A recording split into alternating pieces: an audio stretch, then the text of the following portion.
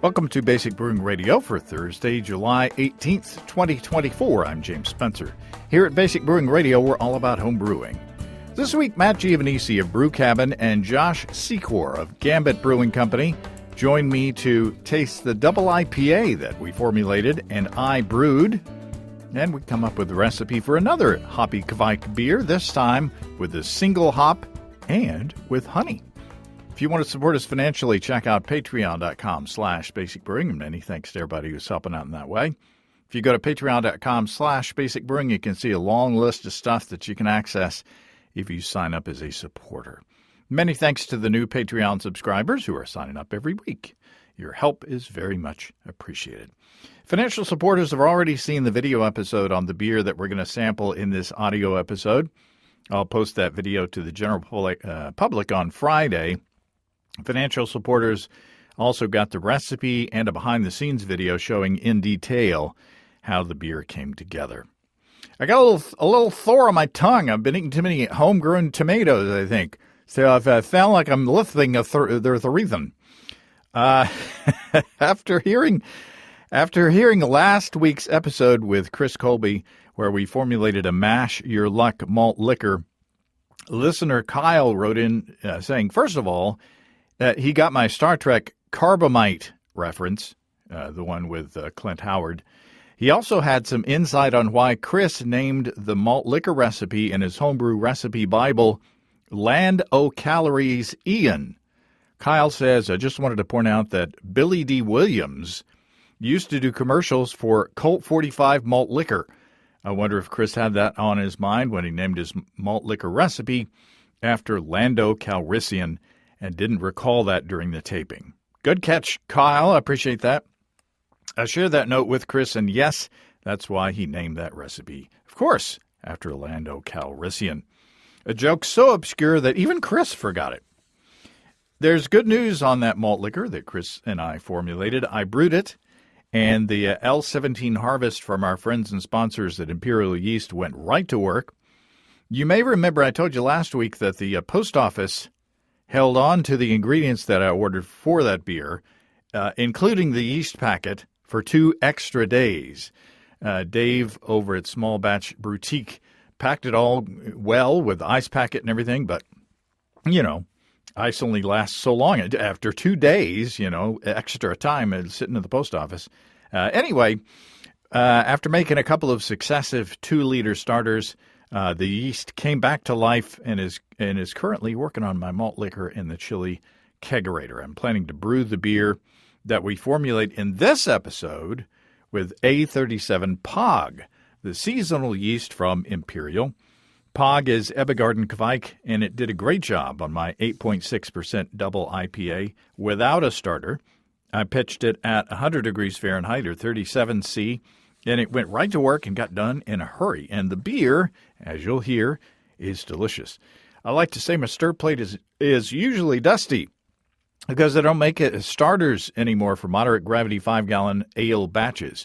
Those 200 billion cells in each easy-to-open package of Imperial yeast get the job done. And my airlocks are usually bubbling before bedtime.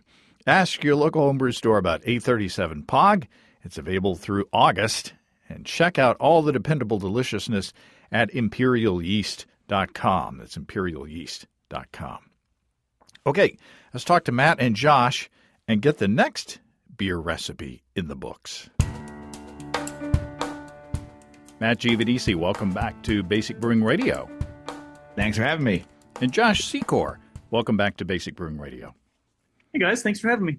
Matt, you're from Brew Cabin and Swim University, among other things, I'm sure. And I'm sure. Josh, you're up at Gambit Brewing Company in St. Paul, Minnesota. That's it. How are things up at Gambit? Things are going well up here. We just had a full disco-themed weekend. We re-released a beer we made called Disco Pony and a few variants of that beer. So it's been very sparkly in here lately. Matt, any disco going on at your home brewery? Nope. Nope, not at all. I don't even have a joke. I It's hot here. yeah, it's hot here too. I grew up in I was actually alive during the disco era, so I should probably I can do the bump. I remember doing the bump when I was in like junior high, and the hustle.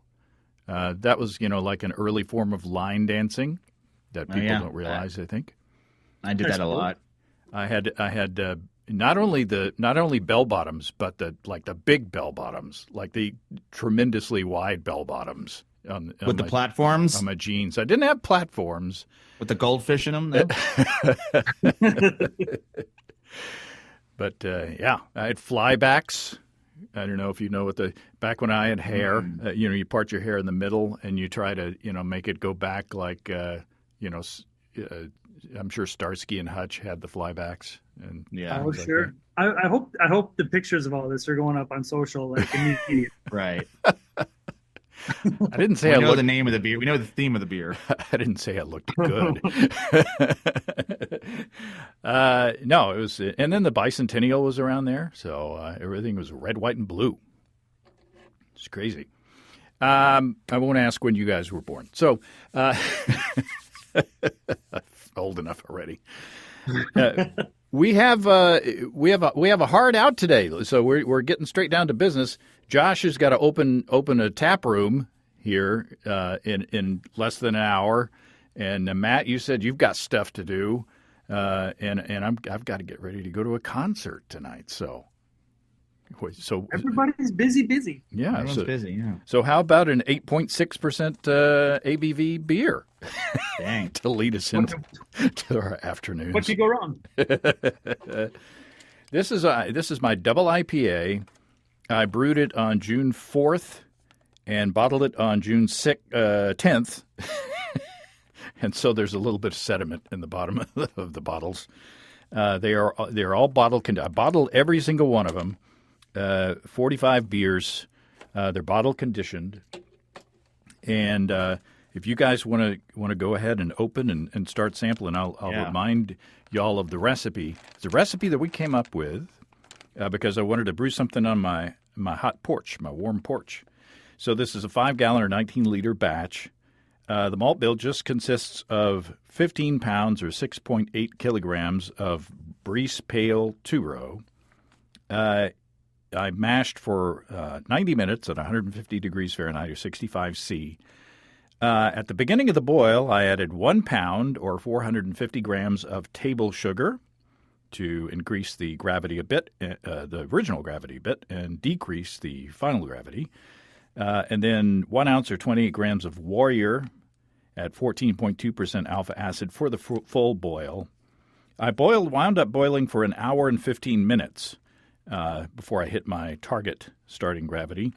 And at the end of that hour, I shut off the heat and added 2 ounces or 56 grams each of Mosaic at 12.2% alpha acid, Amarillo at 8.1%, and El Dorado at 14.6%. And that's for a 20-minute hop stand at that point. I chilled down to 100 degrees Fahrenheit or 37 C, and I pitched A37 POG. And 2 days later, I put it out on the porch. And 2 days later, fermentation was starting to slow down, so I dry hopped with the same 2 ounces or 56 grams of Mosaic, Amarillo, and El Dorado. For 2 days, I took that out, and there was still I was at that time I was at 1012, so I decided to wait a couple more days to see if I lost any more gravity, and I did. So on the 10th, I bottled with the the stats are original gravity 1075, final gravity 1010 for an ABV of 8.6%. So, dang.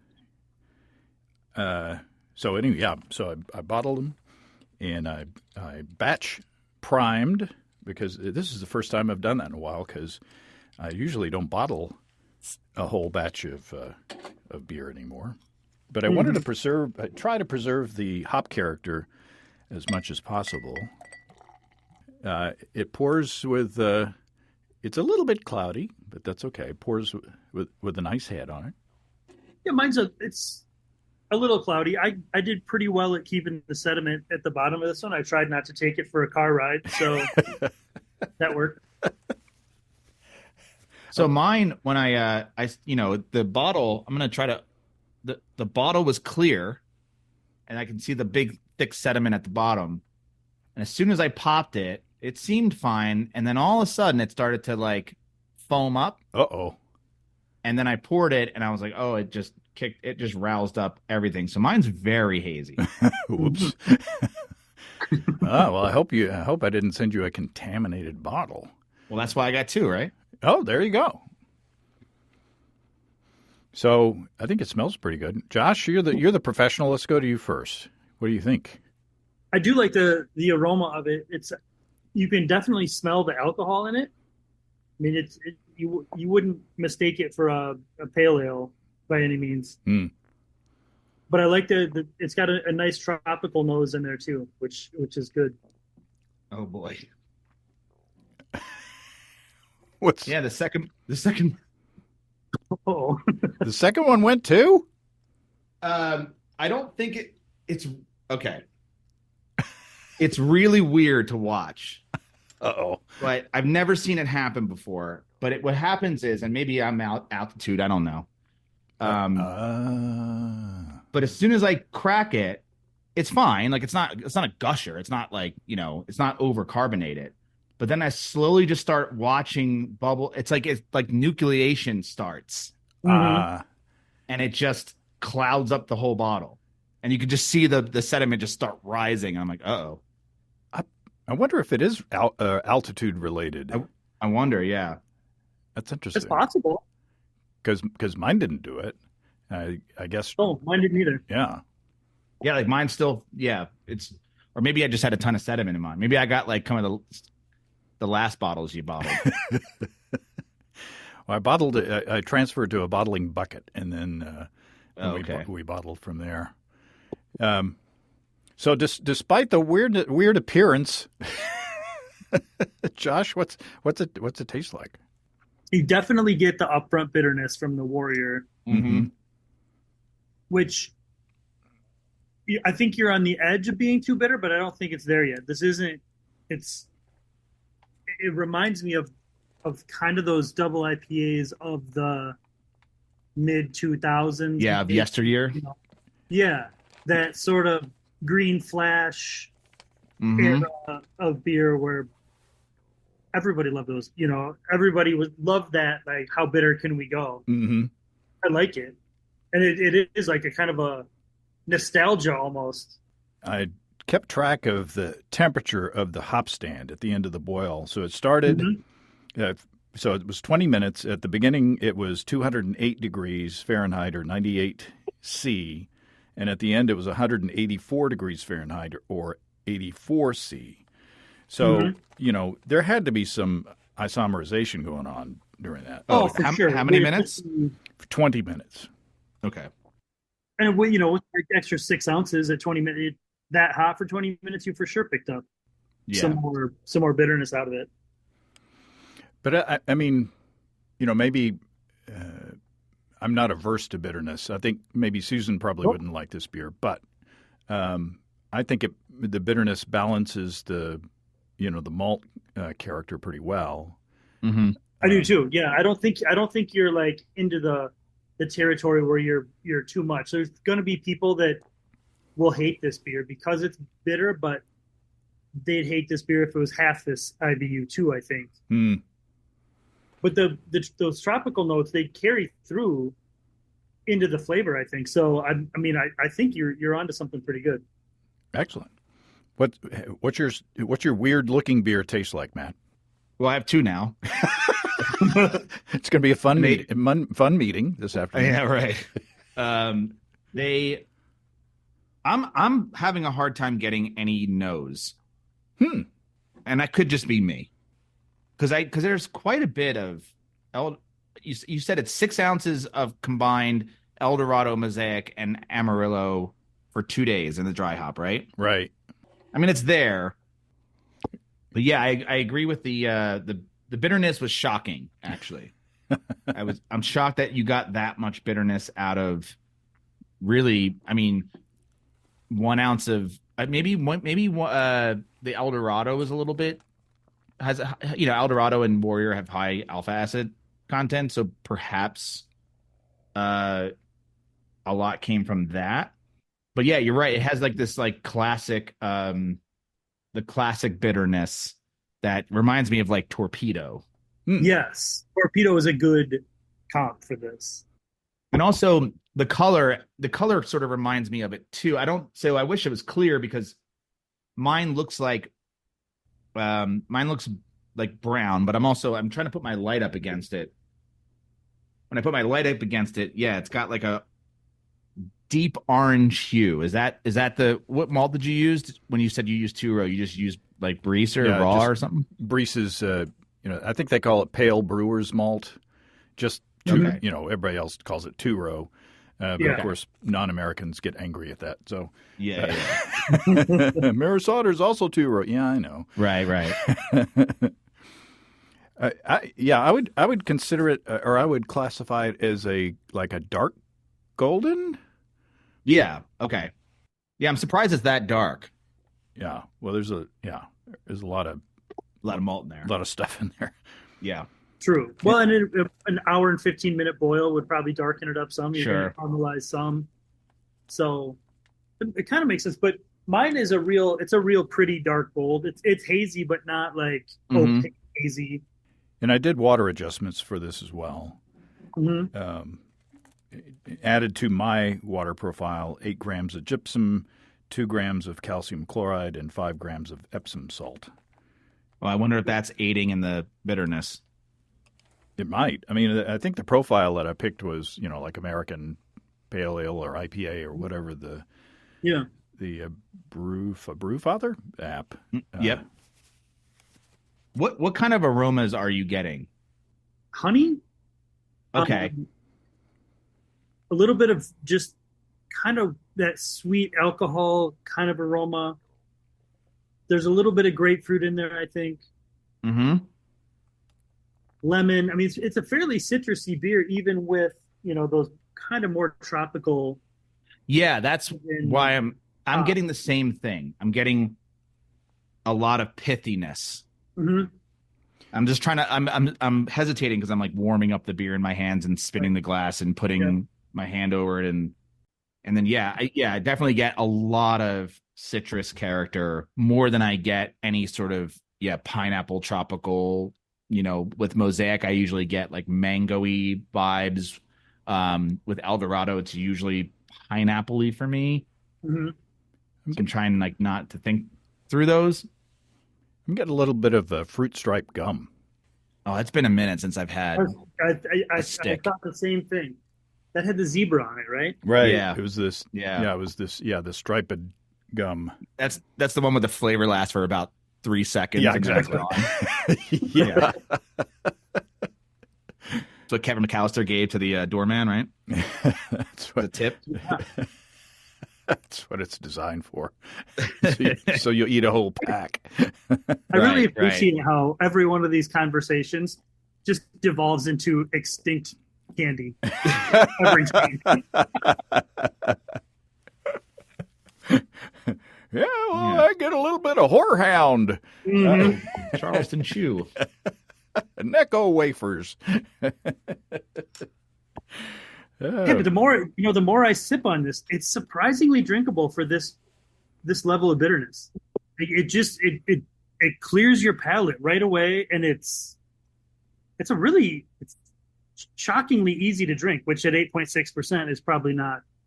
That it makes it a little bit dangerous, but Yeah. Well, I can tell you. Yeah, it's.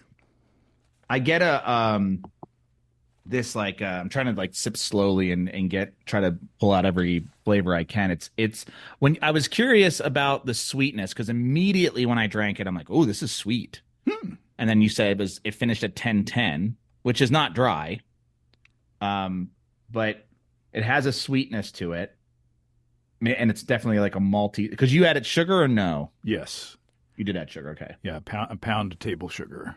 mm-hmm. So if I hadn't added that table sugar, it would certainly be sweet. Right. Yes. Yeah. You probably would have finished closer to what, like 10-16 without that, I bet. Yeah, yeah. Oh man, just now guessing. I'm so getting that fruit stripes. Yeah. Yeah. Juicy fruit for sure. So this is fermented with Imperial A37 Pog, pitched at 100 degrees Fahrenheit or 37 C, and put out on the warm porch. It was in the 80s that day. It wasn't, near 100 like it is now. Mm-hmm. But I do get tropical fruit. I do, I can talk myself into mango. I'm not sure how much of that is the hops and how much of that is the yeast. But it certainly performed well, as kveik tends to do. And it's a big old beer, and without a starter, it just went right to work and got it down. So anything that would you lessen the bittering charge at the beginning of the boil if I were to brew this next time? If you did it again, you could probably just leave that warrior completely out. Or Yeah. maybe cut it in half. Yeah. Well, it depends, but it depends on what you want out of it. Like this beer is going to hit a lot of people that were into IPAs 15 years ago in a real, like, in the feels, like, oh, I remember when all the IPAs, this is what they were, like Torpedo and the Green Flash stuff, and like I'm trying to think of the other ones that I would try and search out back then when it was hard. It was hard to Maharaja. Yes. Yeah. Avery Stone. Yeah. Stone had the arrogant bastard. This is not arrogant bastard. No. I would lean into that. The next time I would do this, I would actually go the other way. I would replace some of the hops. I'd probably leave Amarillo, but I would replace Eldorado and Mosaic with like going like classic, Simcoe, Centennial, yeah. That kind of like. I would lean into it because I want that in this world right now. I like the what I like about it is that it has bitterness. It has a bite, and I'm like, yeah. But now it's like, oh, I want that, and I want it a little harder. Wow. I might even say, I don't know if I want to say it. Maybe a little honey malt, maybe like a light Crystal 10. Sure. I could see that. That's where I would. I don't know. Really, yeah. Because if you really want to lean into, your 2005 double IPA, guarantee there was crystal malt in that beer. Oh, for sure. Yeah. I think we talked about crystal malt. It seems like I brought it up, like Crystal 60, and you guys talked me out of it. We shot you down in a hurry. Yeah, we did. Yeah. And now here you are, back again. Yeah. Well, you can't learn unless you have data, right? And we're drinking the data. We can learn a lot from it. We can make decisions. Yeah. And now that, that was the surprising thing when I drank it. I didn't expect it to be as bitter as it was, but I was like, oh, I kind of like that. I do too. It was a throwback. Because so at Gambit on tap right now, I have a beer called Double Disco that I made about a week after we talked about this beer. It's kind of the same. It's in the same vein as this recipe. I just made it with Citra and Mosaic, but no bittering hop. And it's interesting. We just put it on tap on Friday. So it's interesting to kind of compare and contrast the two. Is it only pale and sugar? Yeah. Yep. Okay, so it's there's no like you didn't add any because it sounds like, I mean that's why we're going like more of like a double IPA, but like using more newer modern hopping techniques. And so how did is that beer clear? Yes. Yeah. But I put it in a bright tank and I put biofine in it, okay. So I intentionally wanted to make sure it was clear. Is it bitter? It is, but it's half of the bitterness of this beer. Okay. Because I was kind of shooting more for like that new school West Coast double IPA. Yeah. That's kind of like the hop character of a hazy, but clear and crisp. Right. I already had one guy come in and tell me it was obviously not a West Coast IPA. So I'm doing something right, I think. Mm-hmm. Was he mad? A little bit, yeah, because it's, I called it a West Coast double IPA. It's like, this is not a West Coast double IPA. Well, it is now. Maybe 15 years ago it was. And we had the same conversation about bitterness. Yeah, call it a West Coast double Pilsner. Right. That seems to be the new one. Yeah. Right. West Coast Imperial Pills. Mm-hmm. Well, so I think we like it. I think I do like it. Yeah. Yeah, I don't have any. I like it the way it is, but it would be fun to play with the recipe. I pitched to you guys. I have another packet of Pog. I pitched to you guys. Steve has been brewing with honey lately. Like making what he calls braggots. I don't know if they have enough honey in them to be classified as braggots or not. Of course, we don't adhere too much to the BJCP or any other definitions. But I've got a guy I know here in Northwest Arkansas. He's got tons of beehives, and he collects. He like tears apart houses to get bees out of people's houses. And stuff sure, like that. House bees. Yeah. Well, it's crazy. Caleb's Bees, I think, is what his Instagram thing is. But he posts video of him, going in with a big saw and tearing up people's houses and getting giant beehives out. Anyway, I've been wanting to brew something with his honey, and so I was thinking, another porch beer made with honey. This one was made with sugar, table sugar. But then, something hoppy along these lines. My initial thoughts were, could we brew a hoppy beer and feature like one hop, and just feature the characteristics of a single hop. But I don't know. You guys are working this recipe over. Should we do a take two on this beer or a similar beer? Oh, interesting. I think we should do something totally different. Okay. Right? We can do whatever we want. I guess we can do it. Yeah, I guess. we can do whatever we want. It's all going to end up in your refrigerator anyway. So yeah, I was going to ask, how are you going to get through these double IPAs? Oh, it's happening. Okay. All right. Good. Yeah, one good thing about not having this in the keg is I can tell exactly how fast I'm drinking this beer. I can look at the bottles and say, "Ooh, maybe I better slow down a little bit." But I'm also going to send some out to Adam and Scott as well, and maybe to Chris Colby if he's nice to me. They will be taken care of eventually. Okay. Yeah. So what do you think? My big thing is I'd like something with a bunch of hop character that's fermented on the hot porch with this Pog, with this kveik. So other than that, if we use honey or not, or table sugar or not, or if we want to go all malt, that's fine. I'm kind of open to that idea. Well, so if kind of combining those ideas, the name escapes me right now, but the beer that Bell's puts out every year, or is it Founders puts out every year, Hop Slam, yeah, Hop Slam. I believe that's a double IPA that uses honey. And Centennial maybe.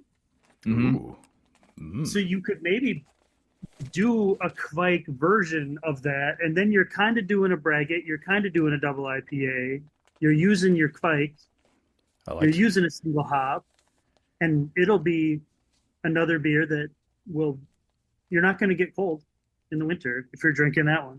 Right. It's probably not going to make it to the winter, but fair enough. Yeah. Do you want a double IPA for August? I don't care. Okay. We have air conditioning here. That's true.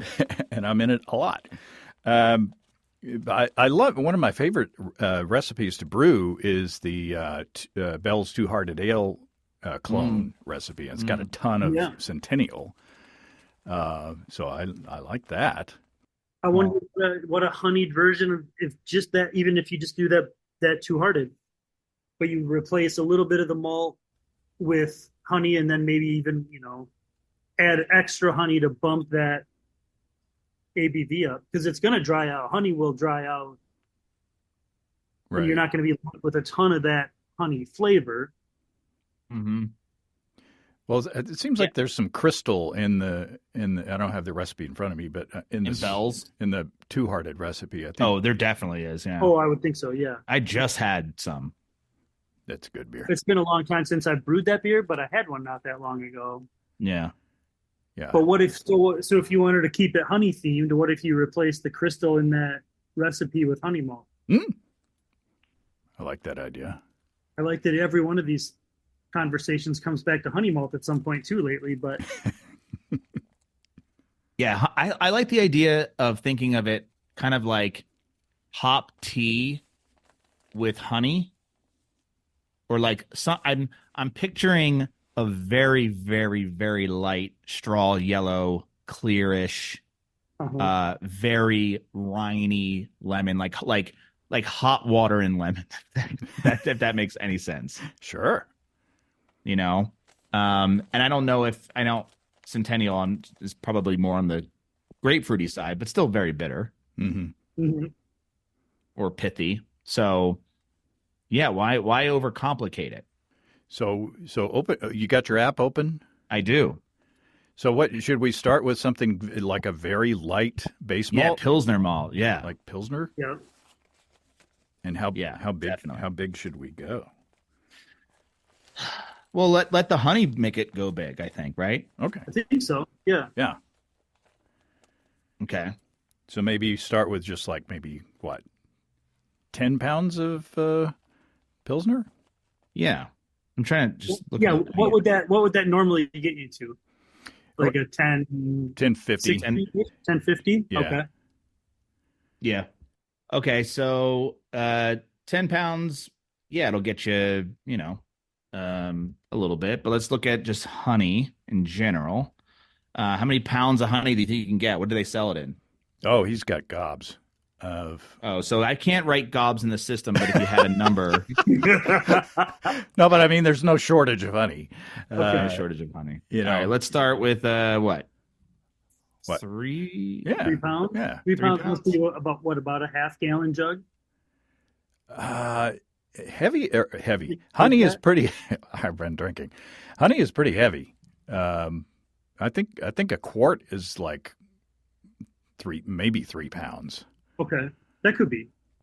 So it looks like according to my system, we're looking at 1058 OG. So it's not really a double, although it's 7.4% with POG. It'll dry down. It can go down to 1.002 FG. Wow. So do we need some like crystal in there or honey? Where are you going to use the honey malt? Well, would honey malt add color? Yeah. Yeah. It will. It'll golden things up quite a bit, because I think it's like a 25 SRM-ish. I want to see what it's like to be like soup, almost like like lemonade. Okay. I don't know.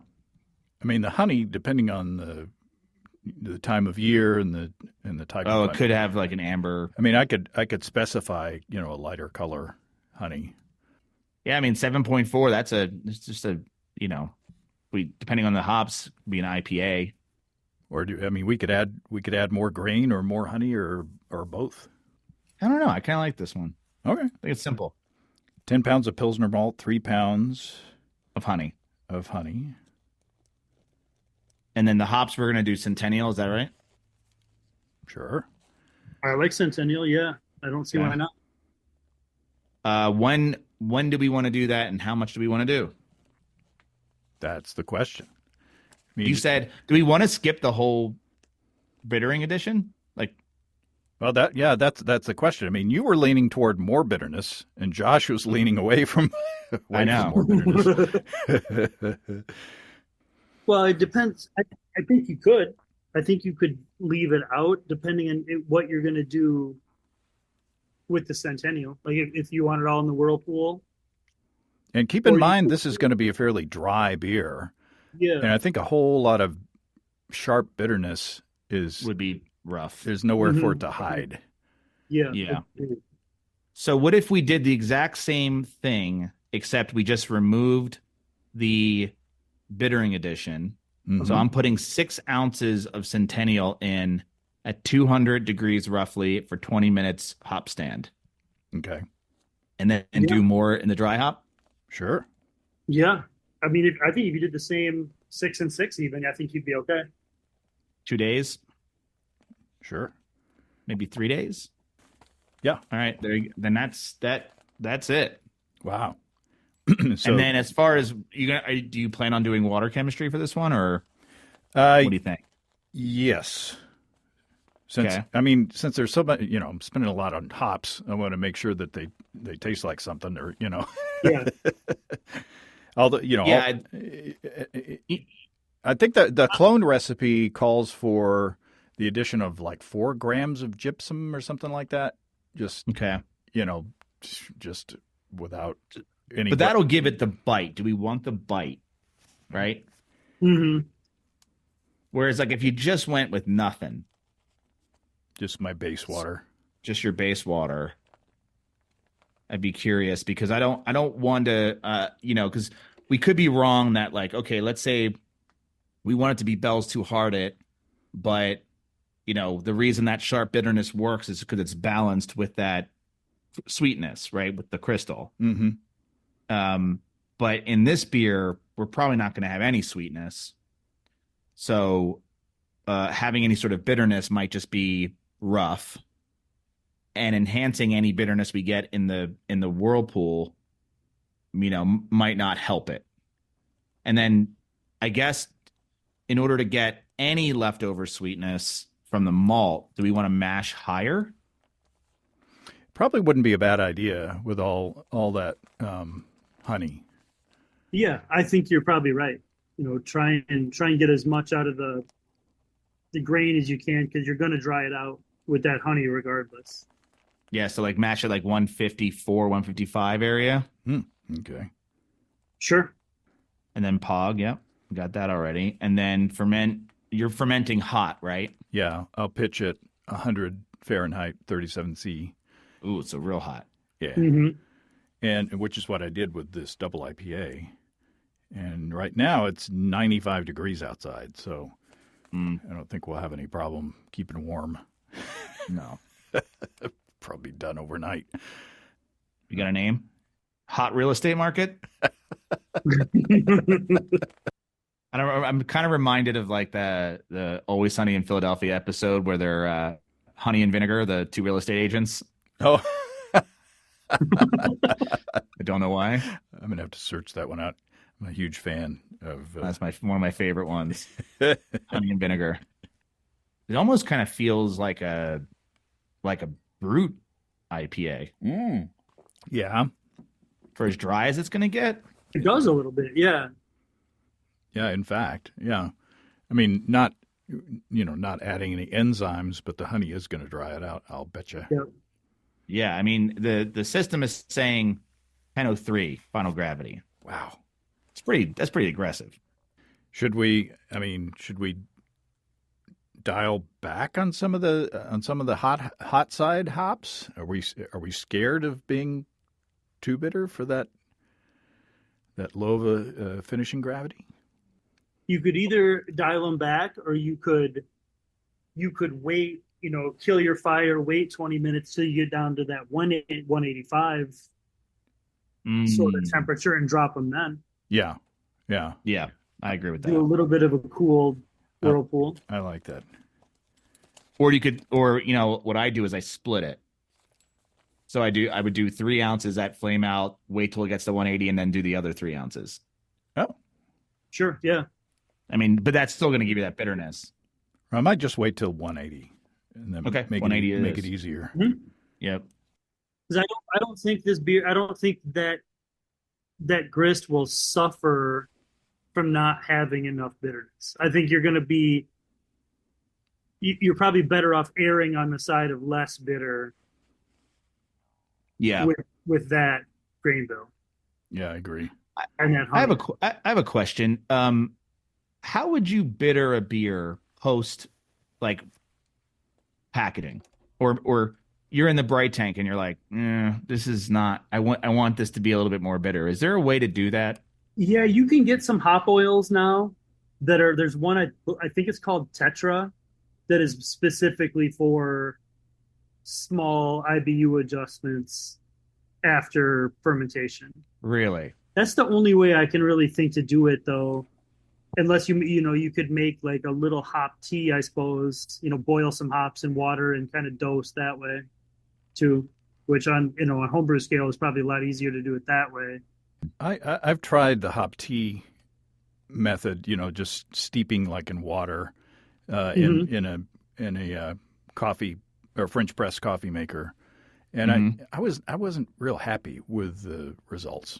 Your mileage may vary, but and you added that post fermentation?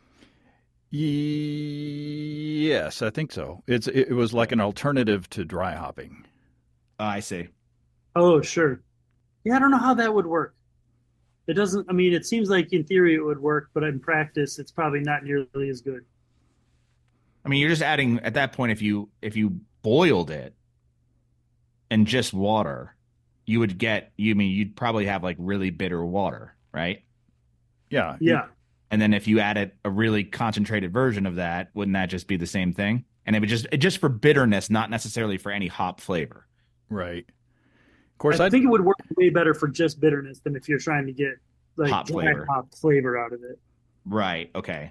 Yeah, I mean, my raw ales, I did the hop tea, but I boiled it in wort essentially. Wort, right. Mm-hmm. So I don't know. It's been a while since I did it. It may work. It may work just fine. I'm just sitting on a beer right now that I lagered, and it was I brewed a New Zealand Pils, and then when I actually started drinking it, I'm like, oh, this is not a Pilsner.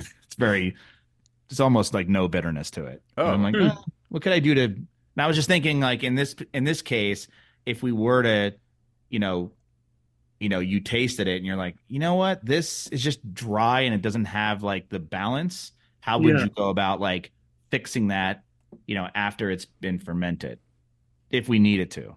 But I was just curious, selfishly. Just for no reason. You give it a shot and just try it in a glass. If you boil some hops and that would couple work. pints of water and just a couple. That's a good idea. Yeah. Just, then you could do some napkin math and figure how much you'd need to add to whatever's left in your keg. Right. Yeah, that's a good idea. Well, excellent. We came in under the bell, under the wire. Yeah, we're golden. All right, guys. Yeah. Well, before we go, I will say I have the other bottle of this double IPA at the brewery. So if anybody's listening around the Twin Cities and they want to come try it, send me an email at hello@gambitbrewingco.com, and it'd be fun to share this with somebody and get some other thoughts on it, I think. Oh, yeah. That'd be fun. Yeah. Sending the beer out into the wild. Well, you never know who's gonna pop up. So That's true. Well, I'll post the show day after tomorrow, and you may have somebody by the weekend. Cool. Yeah, that'll be fun. All right, guys. Anything specific to plug? Nope. No. Josh, you might. I mean, I got beer here. I'd like to sell it to you. We had a bunch of pretty tasty beers on right now. A Pina Colada Hazy IPA that is really good. I've done one of those before, yeah. Yeah, it's tasty. So, Well, and it's just a small batch for the disco weekend, so it probably won't make it through the next couple of weeks. But the additional beers that you sent were delicious. Is it Pater's beer or Potter's beer? Yep, the Potter's beer. That was delicious, and there was another hoppy one as well. I can't remember what I sent you. I think it was a hazy. Yeah, probably a hazy. Yeah, that was really. We had lemon drop in it, if I remember. Is that right? Could that have been? I think you said you got a lot of lemon out of it. I think it was that one maybe was just Citra and Cryo Citra. That's it. That was it. Yeah. Yeah. Yeah. Yeah. Good. So there's a little bit of that one left in cans here. Unless I just take it all home. But What did you name the pina colada hazy? it is called Pina Colada Disco. Oh, okay. Because it's like a variant on my Disco Pony Cold IPA. It's the Love You Madly. Yes, Hazy. love you, man. Yep. Yeah, I said tons of lemon on my text. So, yeah, that was good. Okay. Now I'm thirsty. I can't drink a bunch of more beer. I have to be nice. I have to be good because I got to go to a show later. Well, then you can be bad at the show, right? Yeah. No, They pay way too much for bad beer at the show. Yeah, exactly. Right. Miller Right. Lite and Bud Light and stuff like that. Ugh. Mm-hmm. I think I'll be drinking water. It's an outside show. It's an outside concert, and I'm old, so I'll be drinking water. Yeah. Yeah, that's fair. Well, all right, guys. Look, All right. look forward to bottles coming your way before too long. Sounds good. Love it. Many thanks to Matt and Josh. If you're in the Minneapolis-St. Paul area and want a chance to sample the bottle of my double IPA that Josh has, drop him a line at hello@gambitbrewingco.com. Maybe a couple or three of you can get together just to see just how much sediment I can put in a bottle of beer. If you have brewing questions, show suggestions, or just want to say howdy, write to james@basicbrewing.com or just fill out the contact form on basicbrewing.com. And please don't forget to tell us where you're from. Check out our mobile-friendly shop at basicbrewingshop.com. Thanks to everybody supporting us through our Patreon page. Special goodies coming your way. Check that out at patreon.com/basicbrewing. That's all until next time. Until then, thanks for listening, everybody. I'm James Spencer. Production help for Basic Brewing Radio and our website is provided by Kelly Dotson. Basic Brewing Radio is a production of Active Voicing. We'll talk to you next time, everybody. In the meantime, stay well and stay tuned. So long.